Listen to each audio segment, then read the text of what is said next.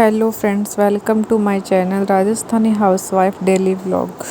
तो फ्रेंड्स, मैं काफ़ी दिनों के बाद वीडियो अपलोड कर रही हूँ क्योंकि मुझे हो गया था डेंगू। मुझे हो गया और चिक्कू के पापा को और मेरे देवर है जो उपेंद्र जी है उनको भी हो गया था। तो हालत इतनी ख़राब हुई जिसकी कोई हद नहीं है। 2 दिन तो हम लोग घर पे ही टिके रहे कि भाई ऐसे वायरल होगा, बुखार होगा, ठीक हो जाएगा। घर पे दवाई वगैरह ली थी, पर उससे वॉमिटिंग इतनी हुई थी कि वॉमिट रुकने का नाम नहीं ले रही थी। कंटिन्यू 2 दिन मैंने दिन रात कंटिन्यू उल्टियाँ करी घर पे। और फिर तीसरे दिन चौथे दिन हम हॉस्पिटल गए और जाते ही शाम को पहले दिन दिखाया तब रिपोर्ट तो आ गई थी डेंगू हो गया।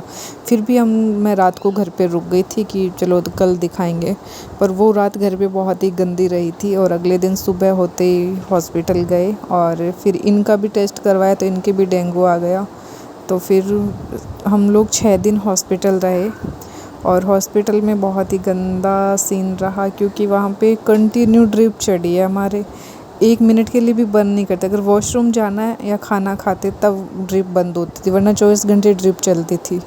और फीवर भी छोड़ नहीं रहा था मेरे को, तो फीवर ही कंटिन्यू चलता ही रहा। जब मैं घर आई हूँ तब से 2 दिन पहले फीवर बंद हुआ है। और मेरी प्लेटलेट इतनी नहीं गिरी, मेरी रही 1,20,000 रही थी और इनकी पूरी डाउन हो गई। तो इनके मेरे से भी ज़्यादा वीकनेस आ गई थी। इनकी 16,000 हो गई थी प्लेटलेट, तो इनके ज़्यादा रिस्की मामला हो गया था। और फिर धीरे धीरे बोलते हैं एक बार घटती है फिर बढ़ती है धीरे धीरे, तो फिर एक बार इनकी बढ़ के वापस घट गई, तो ये थोड़ी टेंशन वाली बात हो गई थी। बाकी डॉक्टर ने बोला धीरे धीरे ठीक हो जाएगी, तो उसी के भरोसे बैठे हैं कि कब ठीक होएगी, कब घर जाएंगे। और ऊपर से चिक्कू की इतनी टेंशन होती थी घर पे, वो परेशान कर रहा होगा, कैसे कर रहा होगा। और वहाँ पे हॉस्पिटल में खाना हमें हॉस्पिटल में ही मिलता था। वहाँ हमें सुबह 3 टाइम खाना मिलता था, ब्रेकफास्ट और लंच डिनर तीनों मिलते थे। और उसके साथ में जूस, दिन में 5-6 बार जूस मिलता था, कॉफ़ी, दूध, आपको जो चाहिए वो सब कुछ मिलता था। खाना तो लगभग अच्छा ही था। खाना तो अच्छा था पर हमें अच्छा नहीं लगता था खाना बिल्कुल भी, क्योंकि मुंह का टेस्ट इतना गंदा हो रखा था तो सब कुछ कड़वा ही लगता था। और ये आज मेरी थोड़ी ट्रिप बाहर निकाली तो मैं थोड़ा सा बाहर, रूम से थोड़ा सा बाहर आई हूँ घूमने के लिए। तो यहाँ पे ये गणपति जी का मंदिर है तो वो बस दर्शन कर रही थी।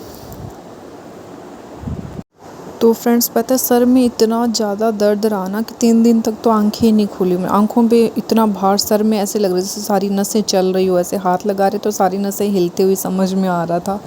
और इनके भी सर में दर्द बहुत ज़्यादा रहा। और पर मेरे को छुट्टी मिल गई, 1 दिन पहले छुट्टी मेरे को मिली। ये नाइट में रुके थे और मैं नाइट में शाम को घर आ गई थी।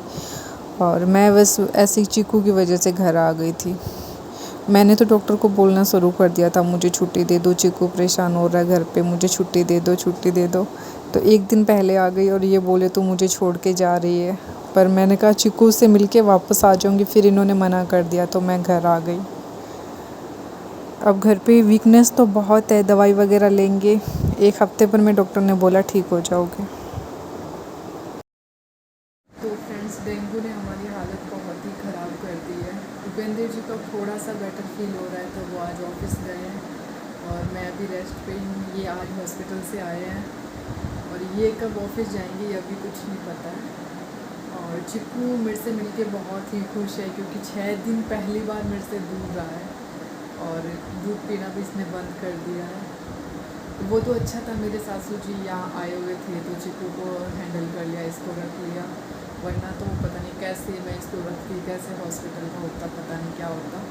और मेरी रात को मेरे जो बुआ सा ना इधर रहते हैं, वो भी इधर आते थे मेरे सासू जी के पास, क्योंकि उनको उनके अकेले से हैंडल होना मुश्किल हो रहा था। तो फिर 2 या 3 दिन भाई साहब भी इधर आके सोए, उन सासू जी के पास सोए और चिक्कू को रखा नाइट में, दोनों ने मिल के रखा।